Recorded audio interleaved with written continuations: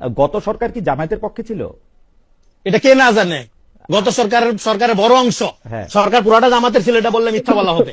কিন্তু সরকারের ক্ষমতার ঘর কেন্দ্র জামাত দ্বারা নিয়ন্ত্রিত। সরকারের ভিতরে একাধিক সরকার ছিল।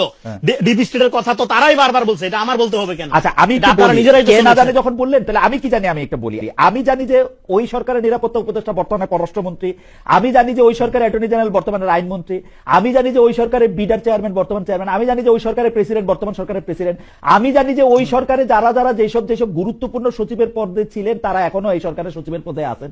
আমি তাহলে কি জানলাম? তাহলে আমাকে একটু বলবেন সেটা কত পার্সেন্ট? সেটা 20%। প্রেসিডেন্ট, পররাষ্ট্রমন্ত্রী, আইনমন্ত্রী বাদ দিলে তো পার্সেন্টেজ না। ধরেন আমার শরীরটা 68 কেজি, জামাতের অর্গানাইজেশনাল ক্যাপাসিটি তো চিন্তা করতে হবে ইন কম্পেয়ার টু বিএনপি। এইটুক নিয়ে এসে এতটুকু গেছিল কতটুকু? আপনি আবার কম্পারিজন কারা ছিল জামাতের লোক? আমি জামাতের লোক তো দেখি না। আমি তো আমি আমার কাছে জীবনে এরকম কোন উদাহরণ নাই ডক্টর মোহাম্মদ ইউনূস 1.5 ঘন্টা দাঁড়ায় থেকে এই সরকারের প্রধানমন্ত্রীর লগে দেখা করে গেছে ঈদের দিন। আগের সরকারের প্রধানমন্ত্রী এই সরকারের বাংলাদেশে উদাহরণ। আমি আপনার প্রশ্নটা আমি বুঝতে পারছি, আমি সময় পেলে এরপরে ব্যাখ্যা করবো।